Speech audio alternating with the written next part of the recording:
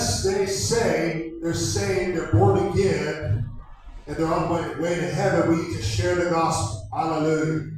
ఎందుకంటే మనం ఔషధాలు కలిగి ఉన్నామని నిజమే కానీ దానికంటే ముఖ్యంగా ఈ పాపులను రక్షించడానికి మనము దేవుని యొక్క సువార్త మనం ప్రకటించాల్సిన వారుగా. Hallelujah.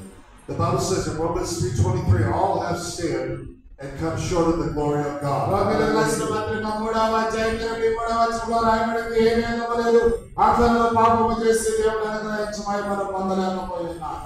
Romans 6:23, the wages of sin is death. రోమీయులకు రాసిన పత్రిక 6వ అధ్యాయం 26వ వచనంలో రాయబడింది, పాపమునకు జీతము మరణం అని రాయబడింది. But the gift of God is eternal life through Jesus Christ. అయితే దేవుని కృపావరము నిత్య జీవము ప్రభువైన యేసు క్రీస్తునందు నాకు నిత్య జీవము అని రాయబడింది. Romans 10:13, everyone who calls on the name of the Lord will be saved. రోమీయులకు రాసిన పత్రిక 10:13 రాయబడినటువంటి మాట ఏంటంటే, ప్రభువు నామమును బట్టి పిలుచుకొనివాడు ప్రార్థించువాడెవడు వాడు రక్షించబడునని రాయబడింది. And you don't want to ask him, can I pray for you? You just pray for the person.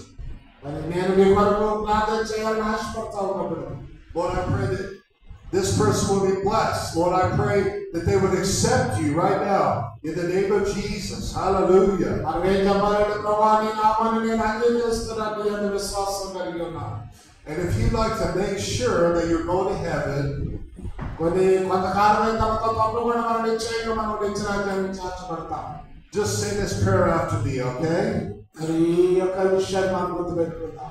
Say, dear Lord Jesus, Lord Jesus, come into my heart. నా హృదయంలోకి రండి ప్రభువా. Be my Lord and my Savior. నన్ను క్షమించండి నా పాపముల నుండి. Thank you for dying for me నా కొరకు మీరు చనిపోయినందుకు వందనాలు. and raising again for me. మళ్ళా తిరిగి పునరుద్ధారుడై లేచినందుకు కూడా వందనాలు. And coming back again for me. మళ్ళా తిరిగి రాబోతున్నందుకు వందనాలు. Fill me with your Holy Spirit. దేవాని పరిశుద్ధాత్మతో నన్ను నింపండి. Hallelujah. So that's just how easy it is to share the gospel. Hallelujah. ఈ విధమైనటువంటి ప్రార్థన ఎవరైతే చేస్తారో వాళ్ళు రక్షించబడతా ఉంటారు. You know, some people out there, they can just say, hey, Jesus was just a prophet. Jesus was just a good person. కొంతమంది అంటారు యేసు ప్రభు ఒక ప్రవక్త, లేదా యేసు ప్రభు మంచి వ్యక్తి అంటా ఉంటారు. But Jesus asked Peter, who do you say that I am? పేతురు మరి అందరూ అట్లా అనుకుంటున్నారు కదా, నువ్వేమనుకుంటున్నావు అని పేతురుని అడిగాడు. Peter said, thou art the Christ, the Son of the living God. Hallelujah. పేతురు అప్పుడు ఏం చెప్పాడంటే, ప్రభువారు ఒక్కడే నిత్య జీవము మాటలు కలిగిన వాడివి, దేవుని కుమారుడు అని నేను నమ్ముతున్నానని చెప్పాడు. The Christ, the prophesied Savior, Lord and Messiah. Hallelujah. యేసు ప్రభు రక్షకుడుగా, లోక రక్షకుడుగా మన పాపముల నిమిత్తం మన కోసం ప్రాణం పెట్టడానికి లోకానికి వచ్చాడు. It doesn't matter what other people think or what other people worship. We worship the one true God. Hallelujah.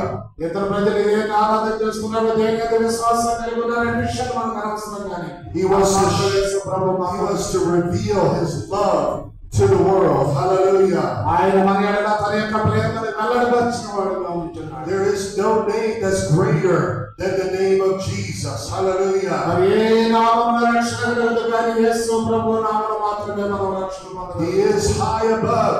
He is exalted above all other gods. Hallelujah. ఆయన నామముల కంటే, అన్ని నామముల కంటే ఉన్నతమైన నామము యేసు నామములో హెచ్చించబడతావు. The gods of Egypt were subject to judgment మరి యేసు నామములో మనం తీర్పు తీర్చబడబోతా ఉన్నాం. because they exalted themselves ఆయన మనం హెచ్చించిన మనది above the throne of God.